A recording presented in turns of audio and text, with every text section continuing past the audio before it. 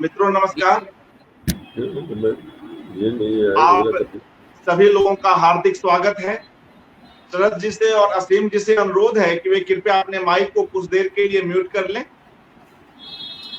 कुछ देर के लिए ठीक शरद है। जी अपने माइक को म्यूट कर लें। जी शुक्रिया। असीम जी। हाँ, म्यूट किया हुआ। मित्रों कुछ देर के लिए माइक को म्यूट कर लें अपने स्पीकर को, या रहने दें, कोई दिक्कत नहीं।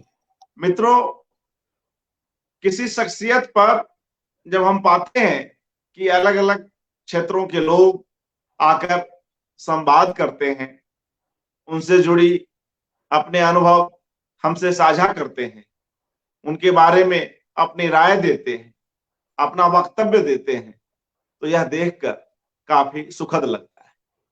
क्षमा जयंती पर आयोजित इस एकाग्र में भी कुछ ऐसे ही अनुभव हो रहे हैं। अलग अलग क्षेत्रों के लोग क्रमशः आ रहे हैं और उनसे जुड़ी बातचीत कर रहे हैं।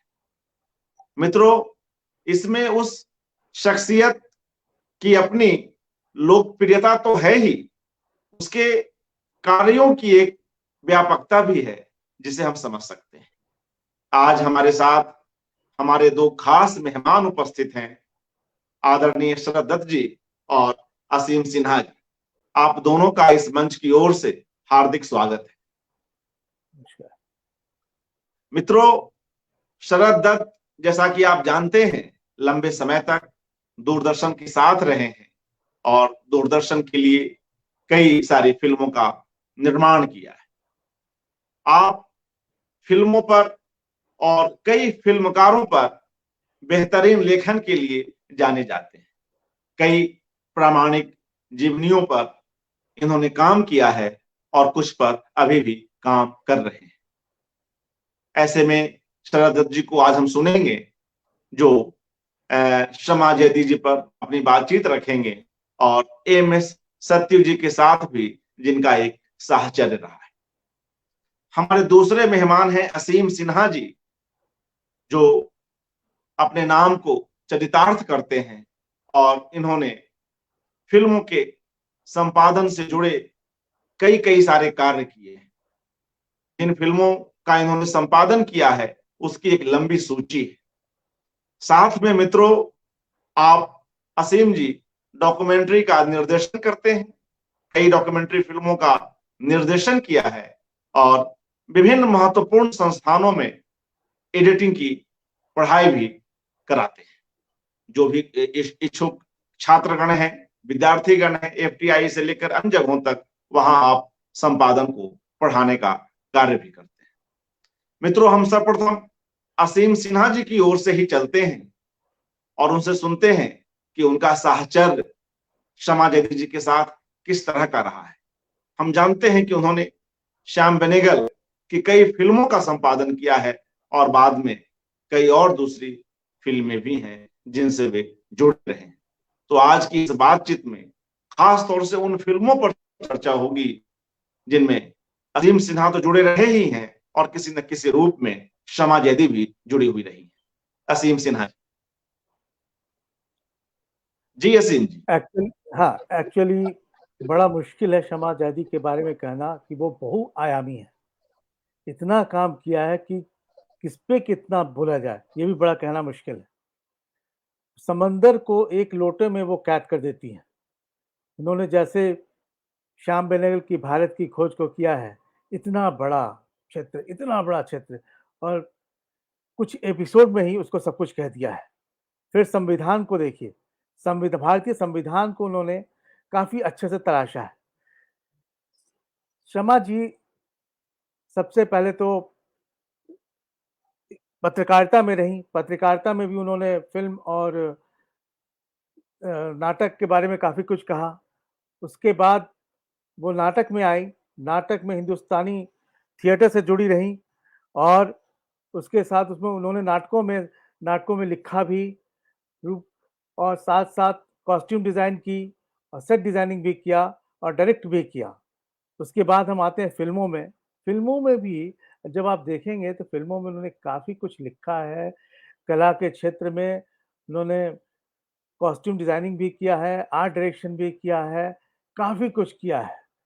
अब देखिए, मैं बात करता हूँ, शुरुआत करता हूँ चरण दास चोर से। चरण दास चोर श्याम बेनेगल की एक फिल्म थी, 1975 में बनी थी। उसमें उन्होंने, उसकी पटकथा उन्होंने लिखी है। इतनी खूबसूरत और हास्य का इतना अनुभव वो कराती है, अपने लिखावट में कुछ कहने लायक नहीं है। अब पता नहीं कितने लोगों ने देखा होगा, आज के दौर में मैं नहीं जानता हूँ, लेकिन चरण दास चोर जरूर देखिए, बहुत ही खूबसूरत फिल्म है उनकी। उसके बाद हम आते हैं उनकी फिल्म गर्म हवा। गर्म हवा ऐसी फिल्म है जो बंटवारे पर लगता है मुझे आज तक वैसी फिल्म बनी ही नहीं है। उसमें उनका पटकथा, डायलॉग, फिर आर्ट डायरेक्शन कमाल का रहा है। फिर उसके बाद मुजफ्फर अली की फिल्म देखिए, उमराव जान। उमराव जान में उन्होंने बहुत अच्छी पटकथा लिखी है जावेद सिद्दीकी साहब के साथ। फिर आइए मंडी। मंडी में उन्होंने श्याम बेनेगल के लिए पटकथा लिखी। मंडी के बाद आरोहन, आरोहन के बाद मंथन, मंथन के बाद भूमिका, भूमिका के बाद चक्रा, चक्र में। फिर आइए श्याम बेनेगल की फिल्मों में सुषमन, त्रिकाल, सूरज का सातवां घोड़ा, मम्मो, सरदारी बेगम, हरी भरी, नेताजी, और अभी उनकी चल रही है फिल्म बंगबंधु। लेकिन अगर हम लोग बात करें तो देखिए, इनका इतना बड़ा कैनवास है, इतना बड़ा कैनवास है, और किस तरीके से उन्होंने कैप्चर किया है सारा कुछ। एक तरफ वो लिख रही हैं उमराव जान, दूसरी तरफ वो लिख रही हैं मंडी, तीसरी तरफ वो लिख रही हैं त्रिकाल, चौथा सुषमन, पांचवा सूरज का सातवां घोड़ा। सभी अलग अलग सब्जेक्ट पे हैं और बहुत ही ज़हीन तरीके से उन्होंने लिखा है। सूरज का सातवां घोड़ा इतना खूबसूरत है, जब भी मैं देखता हूँ उस फिल्म से कुछ ना कुछ तो सीखने को मुझे मिलता ही है उस फिल्म के द्वारा। तीन कहानियों को किस तरीके से पिरोया है, कहना बड़ा मुश्किल है। बहुत ही डिफिकल्ट स्टोरी थी, लेकिन बहुत ही खूबसूरत तरीकों से उन्होंने सूरज का सातवां घोड़ा में कहा है। फिर आप देखिए उनकी मम्मो। मम्मो क्या लिखा है उन्होंने। मम्मो बंटवारे पे बनी हुई कहानी है। मम्मू में मेरी पहली शुरुआत हुई उनके साथ, क्योंकि श्याम बेनेगल ने मुझे से मौका दिया पहली बार उनकी इस फिल्म में। और ये फिल्म मेरे लिए, मेरी ज़िंदगी के लिए पहली फिल्म थी, मेरी डेब्यू थी। और इस तरीके से हमने देखा वहाँ पे उन लोगों का काम करने का तरीका, श्यामा जी का, श्याम बाबू का, बहुत ही क्लोज़ली हमने देखा कि काफ़ी अच्छे से ये लोग स्क्रिप्ट पे काम करते हैं। जिस तरीके से काम करती हैं श्यामा जी, उसमें डिटेलिंग भी है, उसमें रिसर्च भी है, ऑब्ज़र्वेशन भी है। उनका एक बड़ा ही तरीका मुझे बड़ा अच्छा लगता है। वो, और एक और बात में ख़ास बात है कि वो, आप कुछ गलत हो तो गलत बिल्कुल वो बोलेंगे, कॉम्प्रोमाइज़ नहीं करती हैं, बिल्कुल कॉम्प्रोमाइज़ नहीं करेंगी। बोलिए अस्सी में गलत है, ये इसको सही करो। कहीं भी कॉम्प्रोमाइज़ उनकी ज़िंदगी में है ही नहीं। एक्चुअली क्या, श्याम बेनेगल के साथ हमने काफ़ी फ़िल्में की हैं, और श्याम बेनेगल की फ़िल्मों का जब चित्रांकन होता है तो एक फ़ैमिली की तरह होता है। लगता है कि हम लोग कोई एक फंक्शन अटेंड कर रहे हैं। सब लोग होते हैं, राइटर होते हैं, मैं होता हूँ, जबकि हमारी कोई ज़रूरत ऐसी है नहीं, लेकिन हम लोग सब लोग होते हैं। और बीच-बीच में जब लंच होता है, जब ब्रेकफ़ास्ट होता है, हर वक़्त डिस्कशन चलते रहता है। तो एक लगता है परिवार है, श्याम बेनेगल उसके हेड हैं, और हम लोग सब लोग आकर बातें करते हैं। हर कोई आदमी बताता है, क्या नहीं है, कहीं कुछ चीज़ छिपी नहीं होती है। शमा जी तो, मैं कहता हूँ कि वो हर छोटी चीज़ भी पकड़ती हैं। अगर आर्ट डायरेक्शन में वो कुछ हो रहा है, कुछ गड़बड़ हो गई, तो कभी आके मुझे बोलेंगी, "असीम वो देखो वो गड़बड़ है, जाके बता के आओ वहाँ आर्ट डायरेक्टर को, क्या वो ऐसा क्यों किया है? उसको बोलो करेक्ट करने को।" तो ये छोटी-छोटी जो बारीकियाँ हैं, वो शमा जी का बड़ा ही अच्छा लगता है। फ़िल्म में पूरा इन्वॉल्वमेंट रहता है उनका, पूरी तरह से इन फ़िल्म में इन्वॉल्वमेंट। अगर नहीं है तो नहीं है, लेकिन अगर फ़िल्म में आ गई तो फिर इन्वॉल्वमेंट है उनका। That is very, very nice thing. अब जैसे कॉस्ट्यूम्स में है, कॉस्ट्यूम्स में कभी-कभार कुछ ड्रेस कुछ गलत हो जाता है, कभी कुछ हो जाता है। वो बोलती है, "नहीं, कॉस्ट्यूम गड़बड़ है, चेंज करवाओ, चेंज करवाओ, चेंज करवाओ।" और उनके सामने कोई भी होता है, मैं हूँ, कोई भी हो, सबको बोलती है, "जाके करवा के लाओ, बोल के आओ, जाके करवा के आओ।" तो सब उनका रिस्पेक्ट करते हैं, सब लोग जानते हैं, श्याम बाबू भी उनका बहुत रिस्पेक्ट करते हैं, सब लोग सुनते हैं उनका। तो वो एक बहुत ही पढ़ी-लिखी महिला हैं। उनको मैं देखता हूँ, ऑलवेज़ उनके हाथ में किताब होती है। वो किताब से पढ़ते रहती है, खाली समय में डिस्कशन भी करते रहती है। आप उनके साथ 5 मिनट भी बैठ जाइएगा, तो कुछ ना कुछ आपको सीखने को ज़रूर मिलता है। ये ऐसे होता है, ये ऐसे होता है, वो ऐसे होता है। तो ये एक बड़ी ख़ासियत की बात है उनके साथ। और एक और चीज़ मैं बताता हूँ कि स्क्रिप्ट राइटिंग में और एडिटिंग में बहुत ज़्यादा अंतर नहीं है। स्क्रिप्ट राइटिंग में भी संपादन की कला को जानना बहुत ज़रूरी है। अगर आप स्क्रिप्ट राइटिंग में संपादन की कला को नहीं जानेंगे, तो आप स्क्रिप्ट राइटिंग नहीं कर सकते हैं।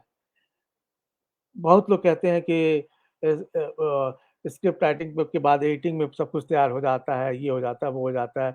मैं कहता हूँ कि सवाल ही नहीं होता एडिटिंग में कुछ हो सकता है। होता ये है कि बोया पेड़ बबूल का तो आम कहाँ से होए। अगर आपके पास अच्छी स्क्रिप्ट नहीं है तो आप कुछ नहीं कर सकते हैं। स्क्रिप्ट पे ध्यान देना बहुत ही ज़रूरी है और स्क्रिप्ट में जो बारीकी शमा जी की है, हर चीज़ का, हर क्षेत्र का, एक छोटा-छोटा चीज़ का कि अगर 1934 में एम्बुलेंस थी तो उसका पहिया कैसा था, वो भी वो देखती हैं। घर में अगर किसी मुस्लिम फैमिली का घर है तो उसमें फूल कैसा उन लोग रखते हैं, वो देखती हैं। साज-सजावट कैसे रहती है, हिंदू फैमिली है तो हिंदू फैमिली में क्या होता है। तो बहुत ही कमाल का उनका ऑब्ज़र्वेशन है और रिसर्च है और उनके साथ बैठने पर काफ़ी कुछ सीखने को मिलता है। अब एक मैं आपको वाक़या सुनाता हूँ, एक बार अचानक मैं बंग-बंधु की शूटिंग चल रही थी, हम लोग सब लोग बैठे हुए थे। अचानक एक किताब लेके मेरे पास आई, बोली कि असीम ये तुम किताब पढ़ो। हमने कहा ठीक है। 2 दिन के बाद आई फिर, किताब पढ़ लिया? हमने कहा हाँ, पढ़ लिया हूँ। उसके बाद उन्होंने कहा कि अच्छा सुनो, मैं इस पे स्क्रिप्ट लिख रही हूँ और तुम्हें इसको डायरेक्ट करना है। तो ये इतना अपनापन इतना अच्छा लगता है कि इतनी बड़ी महिला आपको ये बातें कहती हैं, उनका अपनापन, उसके साथ आपका कंसर्न, तो ये सब सारी चीज़ें मुझे लगता है कि हम लोग जो एक श्याम बेनेगल के एक यूनिट में हैं, चीज़ें बातें होती हैं, बहुत कुछ चीज़ें मिलती हैं, खुलती हैं और एडिटिंग में जैसे होता है, एडिटिंग में शमा जी कभी-कभी एडिटिंग रूम में आ जाती हैं या कुछ एडिट करके मैं चला जाता हूँ श्याम बेनेगल के यहाँ, वहाँ शमा जी भी रहती हैं। तो उनका देखिए अब उनको मैं बोलता हूँ शमा जी ज़रा 2 मिनट आप देख लीजिए फिर हम लोग बात करेंगे। स्क्रिप्टिंग एक चीज़ होती है और एडिटिंग में री-स्क्रिप्टिंग एक और चीज़ होती है। दोनों में बड़ा अंतर है। स्क्रिप्टिंग जब होता है तो वो तो शूट के उस वक़्त हो जाता है, शूटिंग होती है उसके अनुसार, लेकिन कभी कई दफ़ा जो आप शूट करते हैं, वैसा निकल के नहीं आता है, रीज़न कुछ भी हो। कहानी में कभी-कभी उतना ये नहीं हो पाता, ड्रामा नहीं क्रिएट हो पाता है या एक्टर का परफ़ॉर्मेंस जो भी रीज़न हो, आई डोंट नो। तो वो एडिटर का काम होता है उन सब चीज़ों को निकालना। कैमरा में क्या होता है, कैमरा दिखता है, साउंड दिखता है। एडिटिंग एक अदृश्य कला है जो दिखता नहीं है और उसका जो प्रारूप है, वो आपको स्क्रिप्ट राइटर ही देता है।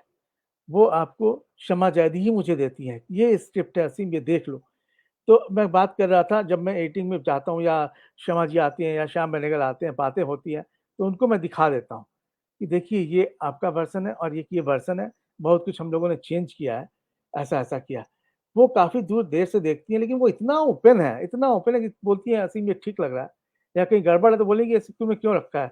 ये करेक्ट नहीं है, इसका ये रीज़न है इसलिए हमने लिखा है, तुम वैसा करो। या कुछ कोई डायलॉग रिपीट हो रहा है, रिपिटिशन ऑफ थॉट है तो मैं उनको बताता हूँ कि ऐसा रिपिटिशन ऑफ थॉट है, वो निकाल दिया।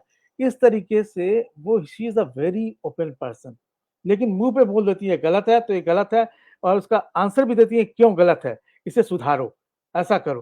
तो ये इनमें बड़ी अच्छाई चीज़ है और मैं उन लोगों इनके साथ बहुत कुछ सीख रहा हूँ और बेनेगल जी के साथ काम करते हुए हम जो एक परिवार है हम लोगों का और शमा जी का जो लिखा है, लिखना है, पढ़ना है, वो सब शेयर करती हैं हम लोगों के साथ कि ये चीज़ है, ये पढ़ो जा कर के। एक आर्टिकल दे देंगी, अच्छा यूट्यूब पे वो जाके देख के आओ। तो ये सब चीज़ें अच्छा लगता है कि वो एक बाँट भी रही हैं अपनी जो पढ़ा है विद्या को बाँट भी रही हैं सबके साथ, बताती भी हैं। तो मैं सोचता हूँ कि शमा जी जिस तरीके की हैं, मिलना मुश्किल है आज के डेट में। वो कमाल की लेडी हैं, शेयर करती हैं, कुछ इन्हिबिशन नहीं है और मुँह पे बोलती हैं, ये गलत है, वो बड़ी अच्छी चीज़ लगती है। आपको एक सेकंड के लिए खराब भी लगेगा, क्या बोल गई शमा जी, लेकिन फिर दूसरे सेकंड सोचते हैं अच्छा ठीक है, उसी एक्सेप्ट करते हैं फिर मज़ा आता है। और मैं देखा कि श्याम बेनेगल भी उन सब लोग उनकी बातों को सुनते हैं बड़े इत्मीनान के साथ, कैसे वो कह रही हैं, हँसी-मज़ाक भी चलते रहती है। तो ये एक उनके साथ मेरा ऐसा संबंध रहा है, शमा जी के साथ। इतना कुछ है हमारे साथ। अब देखिए अब हरी-भरी है। हरी-भरी की कहानी बिल्कुल अलग है। उसमें काफ़ी पीढ़ियों की जो दर्दनाक बातें चल रही हैं औरतों में, वो उन्होंने कही है। तो उसी के बाद सरदारी की जो स्क्रिप्ट है, सरदारी की स्क्रिप्ट कमाल की स्क्रिप्ट है। वो कहानी जो है हर किरदार के द्वारा खुलती जाती है, खुलती जाती है, खुलती जाती है। मुझे कभी कभी महसूस होता है कि मैं रशोमन देख रहा हूँ। इस तरीके का भी महसूस होता है कि कहानी दर पर निकलती जाती है और बड़ी आसानी से उन्होंने कहानी कह दी है, बड़ी ये तरीके से। एक्चुअली क्या है कि वो सब टेक्स्ट में ज्यादा ध्यान देती है, तो एडिटिंग में वो ध्यान रखना पड़ता है मुझे। सब टेक्स्ट, टेक्स्ट तो हो गया, समझ में आ गई बात, लेकिन सब टेक्स्ट जो है उनकी जो फिल्म में एडिट करता हूँ, सब टेक्स्ट में मुझे बहुत ध्यान रखना पड़ता है। ये काफी बारीकी से वो लिखती हैं और छोटी छोटी चीजें मिस नहीं होनी चाहिए। आर्टिस्ट का पॉजेज, आर्टिस्ट ने क्या कहा, क्यों कहा, तो ये एक उनका बहुत बड़ा चीज है। ये उनकी बहुत बड़ी क्षमता है लिखने की, पढ़ने की, बांटने की। और देखिए कितना बहुआयामी है कला के क्षेत्र में, आप कहिए तो वो क्या कहा जाए, बहुत बड़ी चीज है। धन्यवाद जी, शुक्रिया असीम जी इन विषयों पर इस रूप में बातचीत करने के लिए, और जो उनकी अपनी जो खूबी है उस पर चर्चा करने के लिए। इस तरह एक शख्सियत, एक व्यक्तित्व अपने काम को गंभीरता से लेता है और उसमें डूब कर काम करता है। पूरी फिल्म को जिस टीम स्पिरिट की जरूरत पड़ती है उसमें भी शमा जैदी आगे बढ़कर सामने आती है और सभी लोगों के साथ मिलकर कई बार प्रोएक्टिव रूप में अपने आप को पेश करती हैं। उस रूप में उनका अपना एक खास व्यवहार होता है जिससे हम लोग परिचित हैं। मित्रों, अब मैं आदरणीय शरद दत्त जी के पास चलता हूं। शरद जी, कृपया माइक को जी, शुक्रिया। मित्रों, शरद जी से हम सुनते हैं कि वे शमा जैदी पर, उनके कार्यों पर और उन फिल्मों के माध्यम से जिस तरह के विचार हमारे सामने आते हैं, जिस तरह की कहानियां उन फिल्मों में कही गई है, उस पर हमसे सुनते हैं।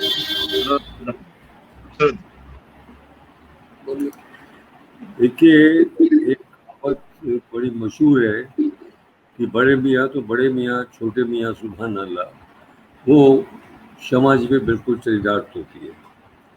आप शमा जी की पारिवारिक पृष्ठभूमि अगर आप देखते हैं, पिता शब्बीर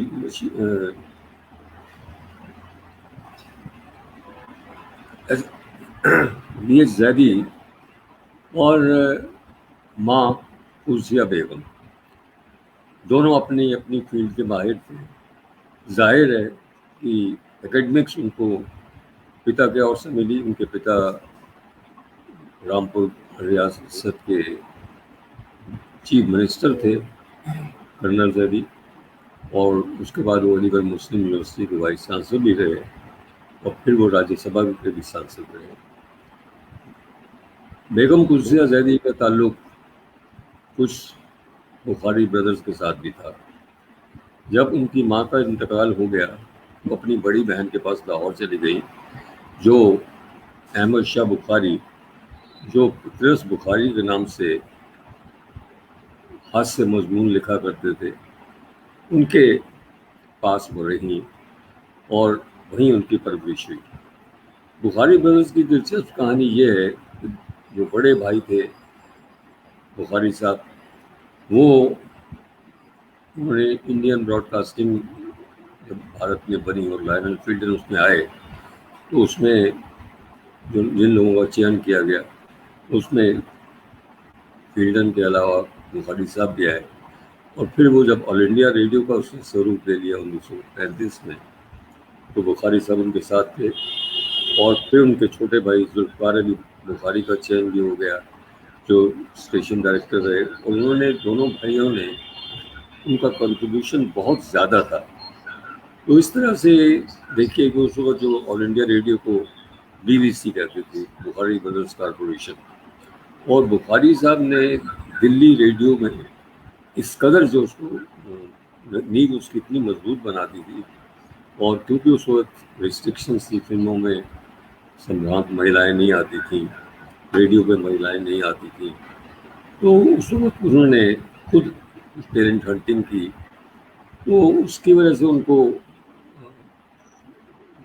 सरदार पटेल जो उप प्रधानमंत्री थे, गृह मंत्री थे और सूचना एवं प्रसारण मंत्री थे, उनकी उनके को दृष्टि पड़ी और उन्हें कहा गया कि अब आप ये पद छोड़िए। फिर वो पाकिस्तान चले गए और वहाँ से वो यूनाइटेड नेशन में चले गए। और जो छोटे बुखारी थे जुल्फकार अली, उन्होंने वो पाकिस्तान ऑल इंडिया रेडियो के डायरेक्टर जनरल बने। तो ऐसे बैकग्राउंड से बेगम कुद्सी आज़ादी आती थी। तो जाहिर है कि इनका असर शमा जी पे पड़ा। और जैसा कि मैंने कहा कि एकेडमिक्स उनको पिता से मिले, नाटक का जो उनका शौक़ था और एक्टिंग का शौक़ था वो उनके अपनी माँ से मिला। उनकी माँ एक हिंदुस्तानी थिएटर उन्होंने बनाया था जो भारत का पहला प्रोफेशनल थिएटर था, जिसमें आर्टिस्ट को मंथली से पगार मिलती थी। उसमें बहुत बड़े बड़े लोग थे। हबीब तनवीर वहाँ पर थे, नियाज हैदर जो बहुत बड़ा नाम था। और उनका सबसे बड़ा महत्वपूर्ण योगदान ये था कि उन्होंने जो इंडियन क्लासिक्स थे उनका प्रोडक्शन किया। और कुछ जो विदेशी नाटक बड़े मशहूर थे तो उन्होंने नियाज हैदर से अभिज्ञान शाकुंतलम का तर्जुमा कराया और मुद्रा राक्षस विशाखदत्त को वहाँ पर किया गया।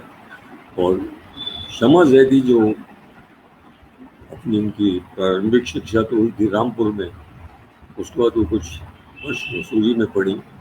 तो वहाँ से उन्होंने दिल्ली में मिरांडा कॉलेज से अपना स्नातक करने के बाद वो London slate school of art में चली गई और वहाँ से वो कोर्स करने के बाद वो बर्लिन चली गई, जहाँ उन्होंने ब्रेख्ट जो एक बहुत बड़ा नाम था थिएटर की दुनिया में, उनका बर्लिन वो था ओपेरा, उसको उन्होंने ज्वाइन किया।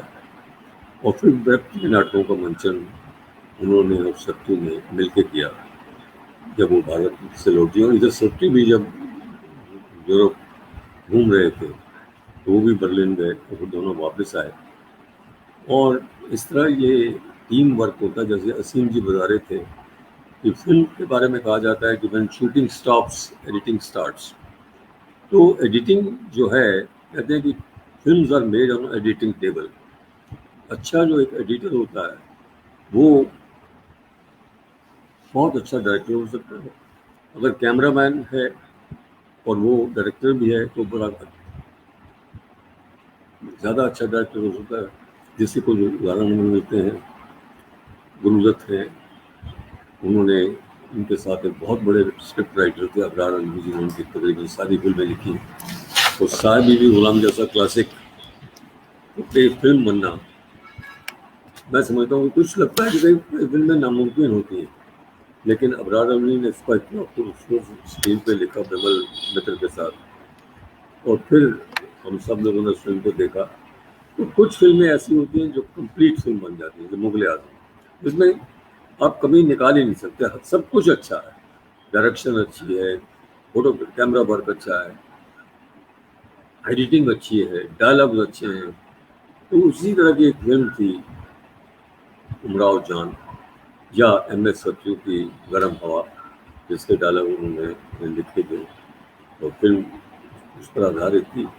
लेकिन शमा जैदी जब वापस आती हैं तो उनके माँ के इंतकाल के बाद वो हिंदुस्तानी थिएटर संभालती हैं और वहाँ वो मुद्रा राक्षस का मंचन करती हैं, क्योंकि हबीब तनवीर छोड़ कर जा चुके थे। और वो नाटक इतना प्रसिद्ध हुआ कि देश के कई हिस्सों में खेला गया। और फिर सत्यू ने, क्योंकि सत्यू कुछ दिन दूरदर्शन में भी रहे थे सेट डिज़ाइनर के रूप में, वो आर्ट डायरेक्टर थे। चेतन के साथ उन्होंने अंजलि फिल्म में काम किया था, उसको हकीकत में उन्होंने उनके साथ काम किया, जिसके लिए उनको फिल्म फेयर पुरस्कार भी मिला था। और जावेद सिद्दीकी ने तो शतरंज के खिलाड़ी के बारे में आपको इतनी विस्तृत जानकारी दी, लेकिन मैं थोड़ा सा आपको शतरंज के खिलाड़ी का बारे में बताना चाहूँगा कि मैं इस बात का गवाह हूँ कि मेरे जो अच्छे मित्रों में से थे वो थे शहरयार, जिन्होंने उनकी गमन के गाने लिखे थे, उमराव जान के गाने लिखे थे। मैं उनके साथ था और मुजफ्फर अली सुजान सिंह पार्क में ठहरे हुए थे दिल्ली के अच्छी कॉलोनी है, इसका निर्माण खुशवंत सिंह के दादा ने किया था। तो वहाँ पर सत्तू जाने वाले थे, तो मैं और शहरयार गए तो सत्तू को हमने ड्रॉप किया, उसको मुजफ्फर अली को ड्रॉप किया। तो मुजफ्फर कुछ परेशान से लग रहे थे, तो शहर ने उनसे कहा कि मुजफ्फर तुम कुछ परेशान लग रहे हो।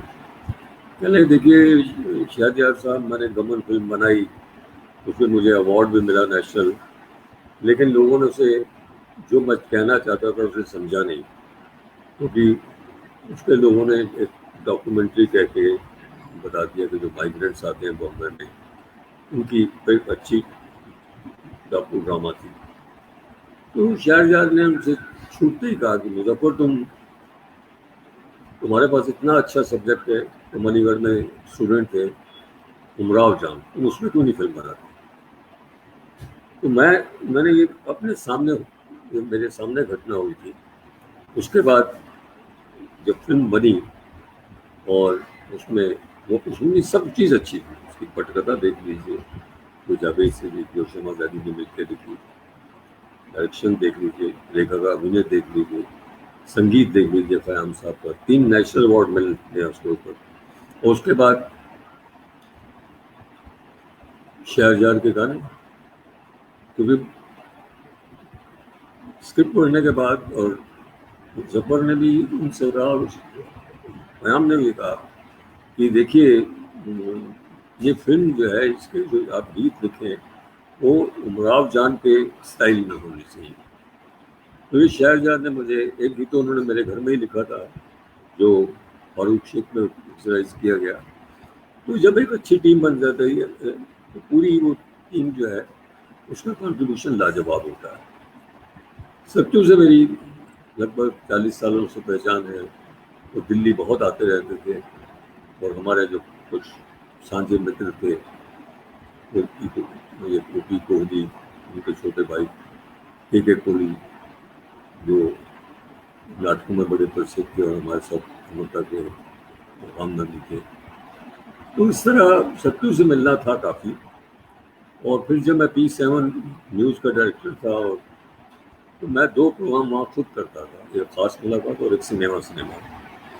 तो मैंने सत्तू साहब का 1 घंटे का इंटरव्यू किया, जो 2 पार्ट में टेलीकास्ट हुआ। तो उन्होंने सत्तू ने अपनी सारी जर्नी बताई, गर्म हाथ के बारे में देर में बात करता हूँ आपसे। और उन्होंने बताया कि किस तरह मैंने दूरदर्शन ज्वाइन किया था, वहाँ मन रमानी, फिर मैं फिल्मों में आ गया, बम्बई आया तो मुझे चेतन साहब ने ब्रेक दिया। उससे पहले मैं उनके साथ एक फिल्म कर चुका था, और फिर उन्होंने बाद में अपनी फिल्में बनाई। और गर्म हवा के बारे में तो मैं ये कह सकता हूँ कि जब सत्तू फिल्म बनाने जा रहे थे, वो आगरा जा रहे थे और दिल्ली में हमारे गौर मित्र थे रईस मिर्ज़ा, उनके साथ वो मेरे दफ्तर आए और हम लोग अपने डायरेक्टर्स ने बजाने गए। तो उन्होंने पूछा कि आप किस कहानी पर फिल्म बना रहे हैं। तो उन्होंने कहा कि देखिए ये फिल्म जो है, इस्मत आपा की 2 कहानियों को मिला के मैं बना रहा हूँ, और इसकी शूटिंग आगरा में होगी, क्योंकि ये जूते वाले जो हैं आगरा में बहुत अच्छे जूते बनते हैं।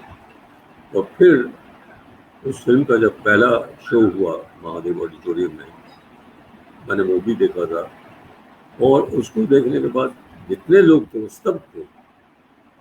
बाद में वो फिल्म कंट्रोवर्सी का शिकार हुई, बाद में रिलीज हुई और उसकी पब्लिसिटी भी इतनी नहीं हुई। और जैसा कि आजकल फिल्म रेस्टोरेशन का काम चल रहा है, तो उसका जब अच्छा प्रिंट डिजिटाइज होके आया, तो सत्तू साहब ने मुझे वो प्रिंट दिया था जो मैंने अपने प्रोग्राम में भी यूज़ किया था। तो इस तरह मैं सत्तू साहब के तो काफ़ी करीब रहा, लेकिन शमा को मैंने काम करते देखा। और जब वो दिल्ली में थी और उसके बाद जब वो ETV में आई थी, वो काम देख रही थी, तो मंटो पे कुछ करना चाहती थी। और प्रेस क्लब में मेरे दोस्त थे, हम लोग, मैंने उनसे तो उन्होंने कहा कि मैं मंटो पे कुछ करना चाहती हूँ। उन्होंने कहा कि मंटो के राइट्स भी इनके पास हैं, और उन्होंने हिंदी में 5 खंडों में दस्तावेज किया है। तो फिर हमारे एक और मित्र थे, उन्होंने कहा यार कि मैं सत्तू की बेटी को और शमा की बेटी को किताब प्रेजेंट करना चाहता हूँ। तो शैली को उन्होंने वो किताब मुझसे 5 वॉल्यूम लेके गए। तो इस तरह देखा मैंने कि शमा जैदी जो है बहुआयामी प्रतिभा की मालिक है। वो उन्होंने थिएटर किया है, फिल्में की हैं और बड़ी अच्छी फिल्में उन्होंने की। भारत एक खोज जैसा टीवी सीरियल जब बना तो मैं उसको दूरदर्शन में कार्यरत था। यात्रा जब बना तो मैं उसमें मेरे सामने बना। अब देखिए कि अगर आप ये नेहरू की डिस्कवरी ऑफ इंडिया पढ़ते हैं तो आपको लगता है कि ये इसलिए सीरियल बनाना बड़ा मुश्किल है, लेकिन श्याम बाबू अगर चैलेंज एक्सेप्ट करते हैं तो शमा उनसे ज़्यादा चैलेंज एक्सेप्ट करती हैं। उन्होंने 3 साल लगाए उसके रिसर्च में और मैंने उनसे पूछा था श्याम बाबू से कि आपने इसको खींचा क्योंकि डिस्कवरी ऑफ इंडिया में कहीं मोहन राकेश का जिक्र नहीं है, अंदाजू का जिक्र नहीं है। तो उन्होंने कहा ये सवाल तुम अपने दूरदर्शन के डीजी से पूछो। तो उसमें एक थोड़ा सा मैं आपको दिलचस्प किस्सा बनाता हूँ, क्योंकि मेरा जो टीवी में विशेषता थी, मैं बेसिकली न्यूज़ में आया था।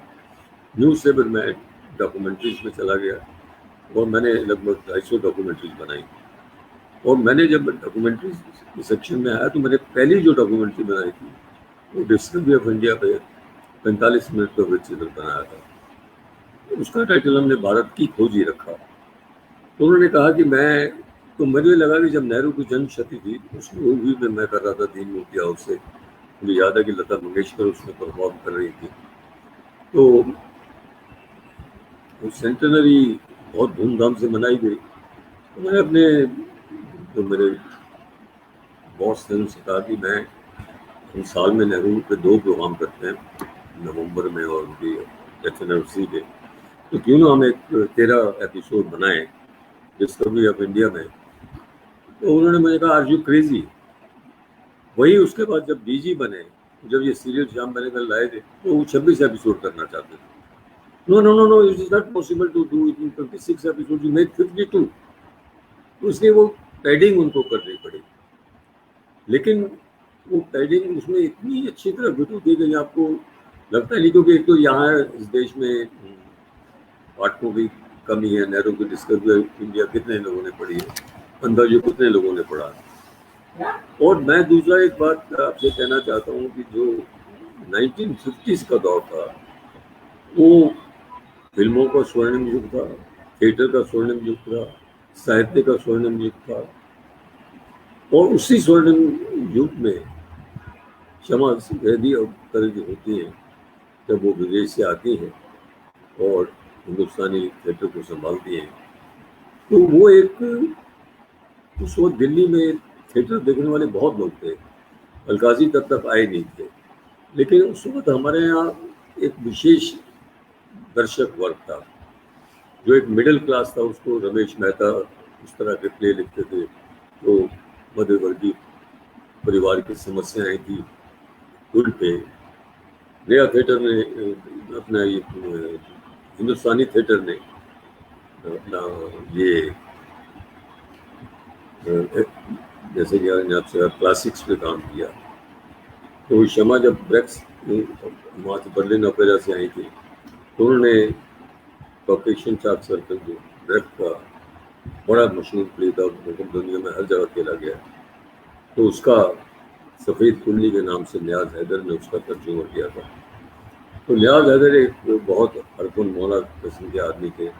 आपने उनको श्याम बेनेगल की फिल्म कलजुग में पार्टी सीन में भी देखा होगा। तो वो बहुत ही, मैं समझता हूँ अपने वक्त के पहले मुहिम थे। उनसे काम लेना बहुत टेढ़ी खींच थी। वो अगर आपसे वादा कर देते तो आपको महीनों मिलते ही नहीं थे। वो कहते हैं कि बेगम जैदी उनको कमरे में ताला लगा देती थी बाहर से, तुम ये जब पूरा लिख लोगे या सीन पूरा लिख लोगे तब दरवाज़ा खुलेगा, और वो दरवाजे के नीचे से स्क्रिप्ट लिख के भेजते थे। तो ये एक डेडिकेशन का उनके थिएटर के प्रति था। वो खुद बड़ी अच्छी लेखिका थी, उन्होंने चचा छक्कन के कारनामे लिखा।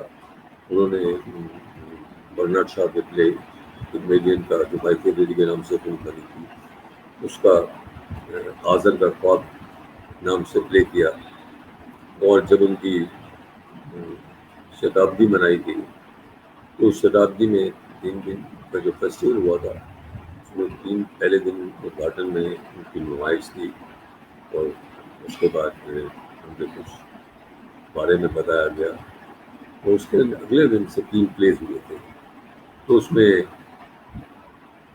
चचा छप्पन के कारनामे का जवन का लिखा हुआ जो शहीद आलम ने जिसका निर्देशन किया था, और आज़ा का ख्वाब का निर्देशन अटल तिवारी जी ने किया था। तो मैंने वो नाटक देखे और एक तीसरा नाटक जो सत्यू का था जिनका मंचन नेशनल प्रोग्रामा दिन उसमें हुआ था, और उसके बाद वो प्ले मुंबई भी गया फेस्टिवल। तो इस तरह इस वक्त दर्शक अच्छे थे, पाठक अच्छे थे, फिल्म देखने वाले वो थे। उसके बाद फिर जो एकदम डाउनफॉल आता है तो ऐसे में जो जेन्युइन लोग थे, जो डेडिकेटेड लोग थे, तो कुछ हद तक हाशिए पे चले गए। लेकिन शमा और सत्यू एक जुझारू कपल था। अब वही बड़े मियाँ तो बड़े मियाँ, छोटे मियाँ, सुभान अल्लाह। आप देखिए सत्यू फिल्म मेकर हैं, शमा जैदी पटकथा लिखती हैं, भाषा उनकी बहुत अच्छी पकड़ है, एक नहीं दो नहीं, उर्दू, फारसी, अंग्रेजी। तो उस तरह जो लोग डेडिकेटेड होते हैं वो कभी हाशिए पे नहीं गए, तो लगातार कुछ ना कुछ करते हैं। और फिर उन्होंने जब पटकथाएं लिखी और फिर भी उस शाम बेनेगल को जब ज्वाइन करती हैं, और अब इसी तरह आप सूरज का 7वां दौरा ले लीजिए, आपको लगता ही नहीं कि इस पर फिल्म बन सकती है। लेकिन ये उनके स्क्रिप्ट का कमाल है।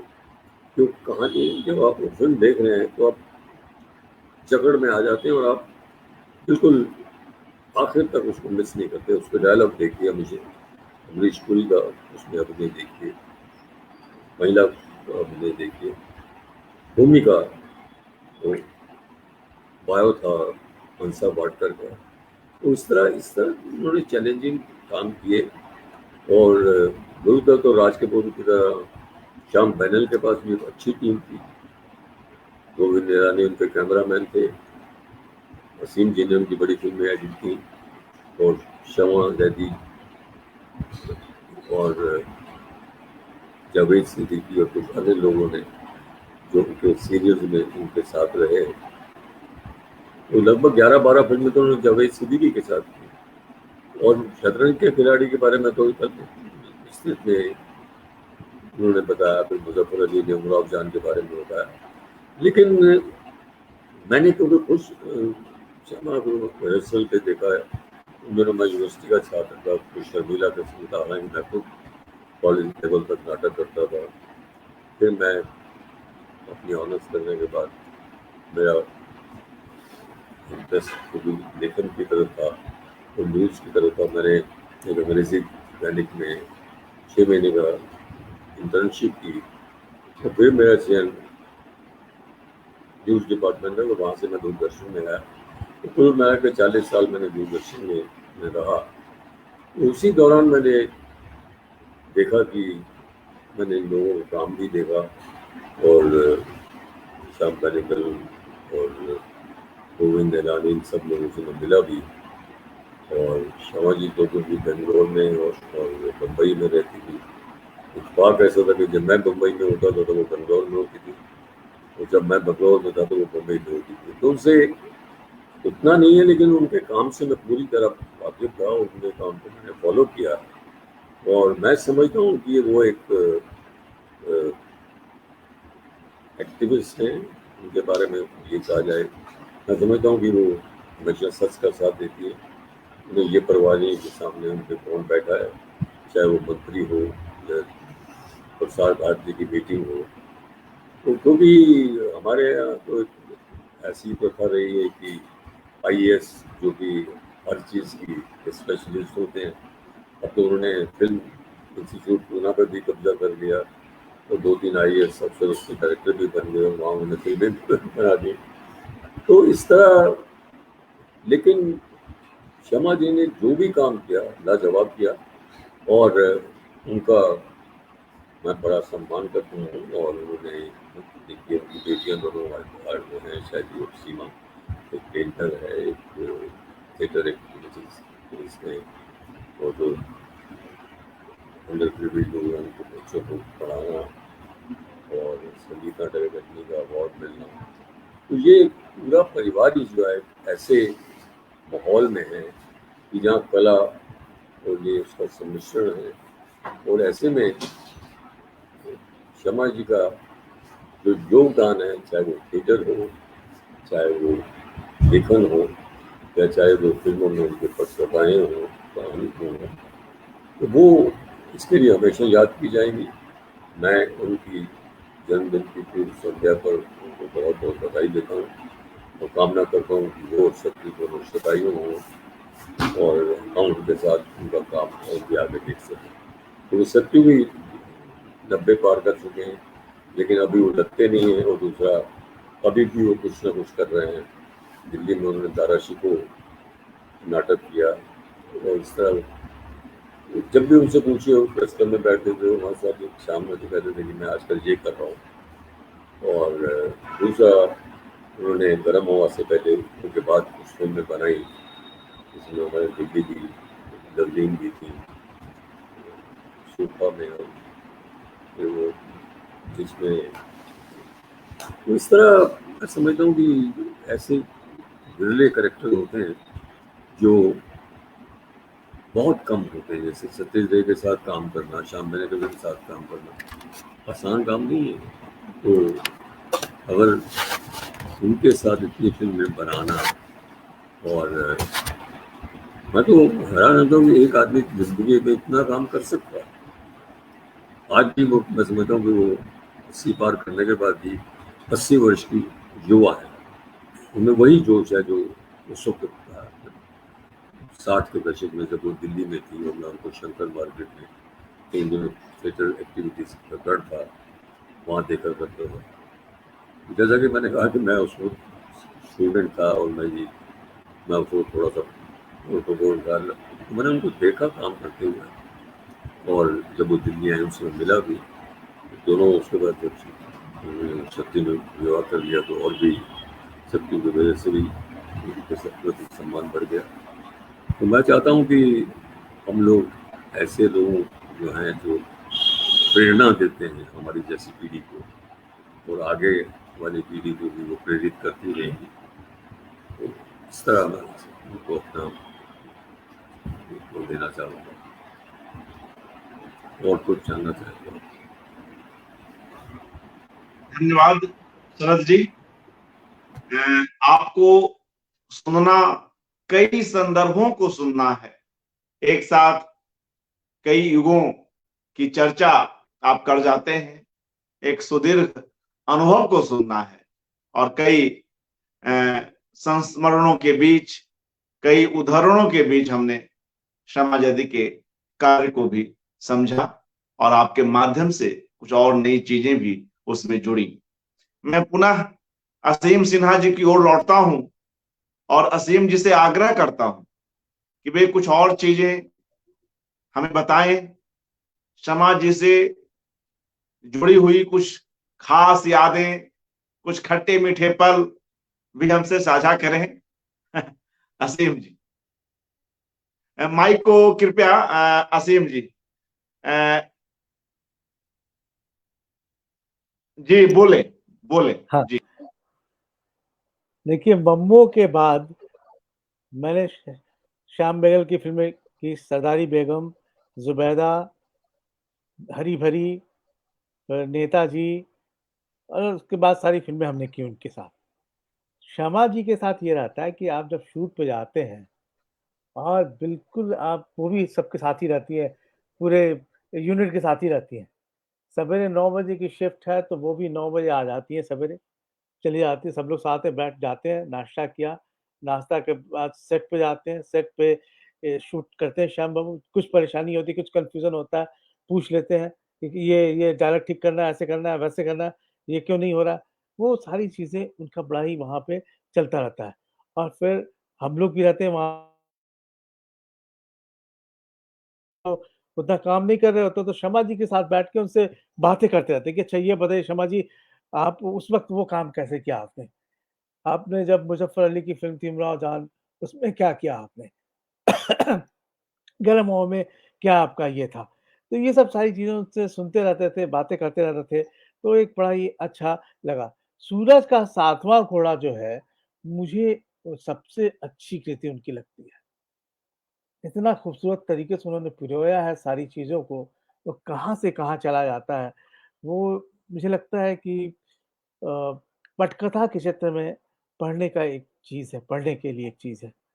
अब मैं आपको बताऊँ कि मैं कर रहा था पोस्ट ग्रेजुएशन रूरल मैनेजमेंट में और मेरा रिसर्च का सब्जेक्ट था cinema as a vehicle of consciousness in rural development. उस वक़्त मेरा विषय था फ़िल्मों का, तो उसमें मैंने सुषमन चुना, मंथन चुना और छोटी-छोटी बारीकियों को हमने देखना शुरू किया, क्या है? कैसे उन्होंने लिखा है? क्या किया है? बाद में आके हमने उनसे पूछा कि आपने इतनी छोटी-छोटी चीज़ें कैसे लिखी है? तो इनका जो है एक रियलिज़्म के प्रति बहुत कमाल का पकड़ है। रियलिज़्म को बहुत अच्छे से पकड़ती हैं और भटकने नहीं देती हैं, किसी को इधर से उधर कहीं जाने नहीं देती हैं। रियलिज़्म का आप पकड़ आप उनकी हर फ़िल्मों में देखेंगे, हर जगह देखेंगे और एक्टिविस्ट तो है ही। आप उनसे बात कीजिए तो पता लग जाता है बिल्कुल एक्टिविस्ट है और कड़वा बोलती हैं इसलिए किसी को सब कुछ आपको सुनना है। अगर गलत भी अगर आप गलत हैं तो सीधा बोलेंगे गलत हो। तो ये ठीक है, अच्छी चीज़ें हैं। आपको 2 सेकंड के खराब लगता है फिर अच्छा लगता है कि हाँ भाई चलो ठीक है, अच्छा बात हो रहा है। इसी तरीके से मैंने और भी चीज़ें उनकी देखी जैसे सत्यजीत रे की फ़िल्म थी अपनी ये शतरंज के खिलाड़ी, उसमें उनका रिसर्च वर्क देखिए, क्या रिसर्च किया उन्होंने। तो कॉस्ट्यूम्स का जो उन्होंने खेला काम किया, कमाल का काम किया कॉस्ट्यूम्स के प्रति। फिर धीरे-धीरे आप आइए इसमें ये कौन-सी फ़िल्म थी मैं नाम भूल रहा हूँ अ, ज़ुबैदा में उनकी पटकथा देखिए, कितना खूबसूरत तरीके से हर चीज़ को करिश्मा के डायलॉग्स उतने अच्छे नहीं मतलब उतने उन्होंने उसे काफ़ी ध्यान दिया करिश्मा को, कैसे बोलना है, कैसे नहीं बोलना है। वो वहाँ सिखाती थी कि ये बोलो, इस तरीके से बोलो करिश्मा को। तो ये सब चीज़ें जो है, वो आदमी का डेडिकेशन उस सब्जेक्ट के प्रति उतना ज़्यादा ईमानदारी, पैशन होता है तभी हो सकता है। आप एक स्क्रिप्ट लिख दिए और फिर चले गए और मैंने एक एडिट कर दिया और चले गया, ये चीज़ें उनके साथ तो हमने कभी देखा नहीं।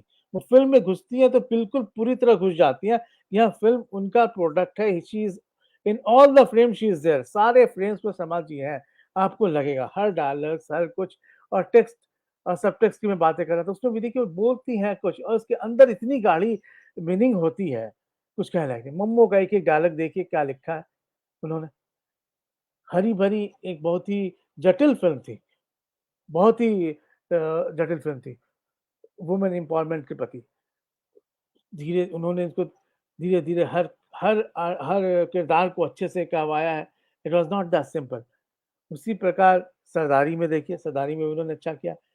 तो एक इनका हर जगह, हर चीज़ में इनकी झलक दिखती है और जो रियलिज़्म के प्रति इनकी आस्था है, जो विश्वास है, जो ईमानदारी है, वो देखने को मिलती है और पढ़ने के प्रति रुझाव। मैं तो देखता हूँ कि जब भी वो श्याम बाबू के पास आती हैं, "Shyam, this is the book, ये किताब पढ़ लो।" 4 किताबें दे देती हैं उनको। मतलब ये किताबें पढ़ने का, पढ़ाने का उनका बड़ा अच्छा ये चीज़ है कि खुद भी पढ़ती हैं, सामने वालों को भी पढ़ाती हैं। तो अतुल जी के साथ भी अतुल तिवारी को भी देती है, "अतुल ये पढ़ के देखो, ये कैसा है?" तो ये सब चीज़ें हैं शमा जी के साथ जो शेयर करना चाहती जो उनके पास है वो शेयर करती हैं बड़ी अच्छी से। इंडस्ट्री में क्या है कि लोग शेयर ही नहीं करते हैं। चुप लगा जाएँगे, पढ़ लिया, हाँ, पढ़ लिया, कहा बात खत्म हो गई, उस चीज़ के बारे में बात नहीं कराते। लेकिन शमा जी के साथ ऐसी चीज़ है, वो शेयर करती हैं, विद्या दान करती हैं, ये बड़ी कमाल की चीज़ है। हर चीज़ का आर्ट डायरेक्शन में देखिए छोटी-छोटी चीज़ें उनका काम नहीं है अब बंगबंधु में या किसी फ़िल्म में आर्ट डायरेक्शन का, लेकिन वो वहाँ है तो वो बोलेंगे ये गलत हो रहा है, इसको ठीक करो, ये कॉस्ट्यूम ठीक नहीं है, इसको ठीक करो। तो ये जो ईमानदारी होती है, सब हम लोगों को हमारी पीढ़ी को सीखने का मौका मिलता है कि कैसे वो कर रही हैं शमा जी। वो एक डेडिकेशन, वो एक ईमानदारी, तभी कोई चीज़ निकल के आती है, तभी कोई चीज़ निकल के आ जाती है, नहीं तो व्यवसाय हो जाएगा। और शर्मा जी को देखा है मैं व्यावसायिक तो है नहीं वो, बिल्कुल ही नहीं है। वो बिल्कुल आर्ट फ़िल्म, पैरेलल फ़िल्म के लिए बहुत काम किया, समानांतर फ़िल्म के लिए बहुत उन्होंने काम किया और इस क्षेत्र में सोचता हूँ उनका बहुत कमाल का योगदान रहा है। तो ब और मैं उनकी जन्मदिन के लिए शुभकामनाएं देता हूँ। जल्दी मुलाकात होगी, अभी तो वो शायद बैंगलोर में है, लेकिन जब आएंगी तो उनसे मुलाकात होगी। धन्यवाद। जी असीम जी, हाँ जी। एक फिल्म और है जिसमें हाँ आपने कई फिल्मों की चर्चा की, हाँ जिनसे आप भी जुड़े रहे और उन्हें सुनना हमें अच्छा लगा। हाँ नेताजी सुभाष चंद्र बोस, हाँ द फॉरगॉटेन हीरो, इसमें हाँ भी हाँ आप हाँ रहे और हाँ समाजी रही। तो हाँ इस जी। यह भी एक महत्वपूर्ण फिल्म बनी है, हाँ बोस जी के अंतिम दिनों पर केंद्रित है, अंतिम वर्षों बिल्कुल पर। बिल्कुल तो बिल्कुल। इस पर भी कुछ, इससे जुड़ी कुछ बातें बताएं। हाँ, नेताजी का देखिए, नेताजी एक फिल्म बहुत अच्छी थी, पता नहीं इन लोगों ने प्रमोट कैसे किया, मैं नहीं जानता हूँ, फिल्म चल नहीं पाई व्यावसायिक रूप से, लेकिन फिल्म बहुत अच्छी थी, कमाल की फिल्म थी। और इन्होंने इनका रिसर्च देखिए, हर चीज, छोटी छोटी चीजें, ये और अतुल जी ने मिलकर लिखा है, काफी कुछ लिखा है, छोटी छोटी बारीकियों को देखा है। नेताजी कैसे थे शुरू में, फिर बाद में गांधी जी के साथ कैसा संबंध रहा, फिर उसके बाद नेहरू के साथ कैसा संबंध रहा, फिर आगे बढ़े, फिर निकलने के बाद कैसा रहा, हर चीज इन्होंने की। फिल्म थोड़ी लंबी हो गई थी, करीब मैं सोचता हूँ 4 घंटे की हो गई थी, फिर बाद में हम लोगों ने 3.5 घंटा किया था फिल्म का। तो फिल्म के वो आती थी एडिटिंग में, बराबर हमसे बात करती थी, ऐसी ये से ये रखना है, ये काट देना, मैंने कहा ये काट देता हूँ ना, क्या लगा हुआ है श्यामा जी। तो थोड़ी हंसी थी, बोले अच्छा काट दो, कोई प्रॉब्लम नहीं है।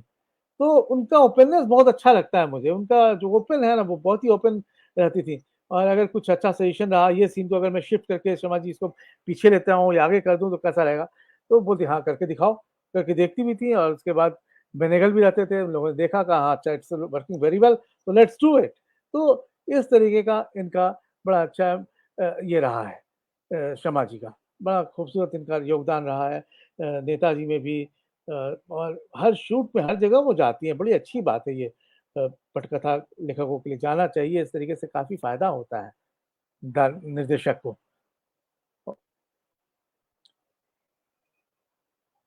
जी मित्रों, हम लोग कार्यक्रम के अंतिम पड़ाव की ओर बढ़ चले हैं और शर्मा जी पर इस एकाग्र का जो उद्देश्य है, शरद जी और असीम जी और हमारे तमाम मित्रगण जानते ही हैं कि हम जितने उनके पक्ष हो सकते हैं, जितने आयाम हो सकते हैं, सबको शामिल करना आसान नहीं है। जी मैं आ रहा हूं शरद जी। और सबको शामिल करना भी आसान नहीं है, और ऐसे तमाम लोग हैं जिन्हें हम जोड़ना चाह रहे थे, मगर सबकी अपनी कुछ न कुछ व्यस्तताएं भी हैं, सीमाएं भी हैं। फिर भी एक अच्छी खासी संख्या हमारे साथ जुड़ी है और यह एकाग्र कल और परसों तक जारी है। तो एक कोशिश हमारी ओर से रही कि हम उनके विभिन्न पक्षों पर उस बातचीत को, और जो उनसे जुड़े हुए लोग हैं या उन पे जो अध्ययन मनन करने वाले लोग हैं, चाहे वो फिल्मकार हों या फिल्म लेखक हों, वे तमाम लोग आए और इस विषय पर, इस बहाने, इस जन्मोत्सव के बहाने कुछ बातचीत हो सके। हाँ शरद जी, कुछ आप कहना चाह रहे हैं? जी शरद जी। मैं आपके अंत में एक बात जोड़ना चाहूँगा। जैसा कि मैंने कहा कि जो एडिटर या कैमरामैन या जो टेक्निकल लोग हैं, स्क्रिप्ट राइटर्स हैं, जब उन्होंने फिल्में बनाई, आज जब महिला डायरेक्टरों की पूरी पीढ़ी खड़ी हो चुकी है, तो मैं चाहूँगा कि शर्मा जी किसी फिल्म का निर्देशन करें अपनी पटकथा और कहानी पर, वो एक कामयाब फिल्म होगी। क्योंकि अब देखिए कि इस वक्त जो नई लड़कियां आ रही हैं, अब देखिए जो बड़े निर्देशक थे, राज कपूर अपनी फिल्म की एडिटिंग खुद करते थे, बैठते थे एडिटर के साथ, उनके साथ परमानेंट साधु करमारकर थे, गुरुदत्त के साथ हमेशा बीके मूर्ति रहे। इसी तरह एक अच्छी टीम लेकर श्याम बाबू को भी चले, उनके पास अच्छे स्क्रीन प्ले राइटर थे, जावेद सिद्दीकी, शमा जैदी जैसे, और उनकी फिल्म की एडिटिंग के बारे में हमने बहुत सी जानकारियाँ जानी। लेकिन जो नेताजी के बारे में उन्होंने कहा, एक तो ये था कि Netaji film was produced by Sahara. Sahara ने हर काम में कोई ना कोई दखल किया, और उनको फिल्मों की इतनी ज़्यादा वो नहीं थी। अब जी टीवी भी फिल्में बना रहा है, और अब देखिए जो नई फिल्में आ रही हैं उसकी ड्यूरेशन भी लगभग 90 मिनट से कम होती है। और दूसरा जो OTT जो प्लेटफॉर्म आ गया है, अमेजॉन या नेटफ्लिक्स, तो इन में भी महिलाओं का बड़ा योगदान है। जैसे कि बेगम का बॉम्बे सीरियल आया, तो ये मेरी इच्छा है कि अगर शमा ये फिल्म डायरेक्ट करें, क्योंकि वो नाटकों का वो कर चुकी हैं लोग। अभी तनवीर भी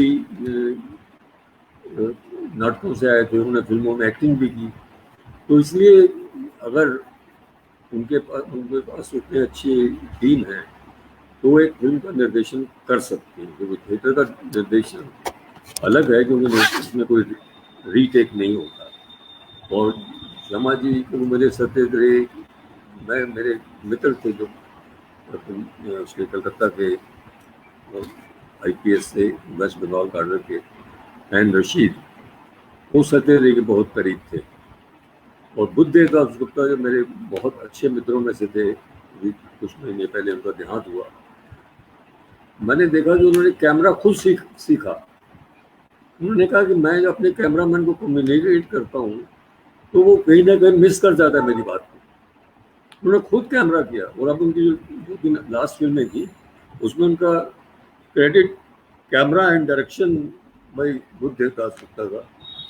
तो वो भी सुरेश जिंदल हमारे मित्र थे, उन्होंने मुझे खुद बताया था कि शतरंज के खिलाड़ी फिल्म कैसे बनी। उन्होंने कहा कि मैं और अपना ये जो रे के असिस्टेंट थे शतरंज के खिलाड़ी में, और तो अपना